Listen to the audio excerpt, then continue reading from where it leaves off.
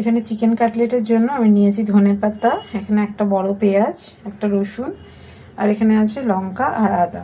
সমস্ত কিছুকে একবারে পেস্ট করে নেব। এখানে আমি সমস্ত কিছু এখানে পেস্ট করে নিয়েছি। আর এখানে নিয়েছি স্বাদ মতো নুন, এর রয়েছে গোলমরিচ গুঁড়ো, গরম মশলা গুঁড়ো, একটু ধনে গুঁড়ো, একটুখানি জিরে গুঁড়ো, কাশ্মীরি মির্চ আর একটুখানি ভাজা মশলা গুঁড়ো। এগুলো সবকটাই আমার ঘরে করা। এবার সমস্ত কিছু দিয়ে এটাকে ভালো করে মেখে নেব, নিয়ে কিছুক্ষণের জন্য ম্যারিনেটের জন্য রেখে দেবো। এখানে আমার চিকেনগুলো ম্যারিনেট হয়ে গেছে। এবার এগুলোকে একটা একটা করে এখানে নিয়েছি একটু ময়দা, ভালো করে র্যাপ করে নেব।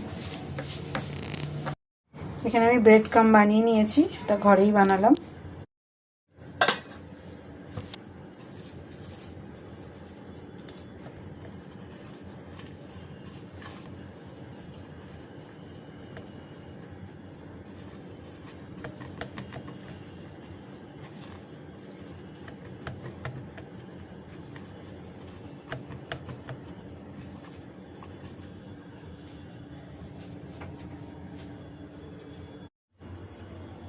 তেল আমার গরম হয়ে গেছে, এবার ভেজে নিই।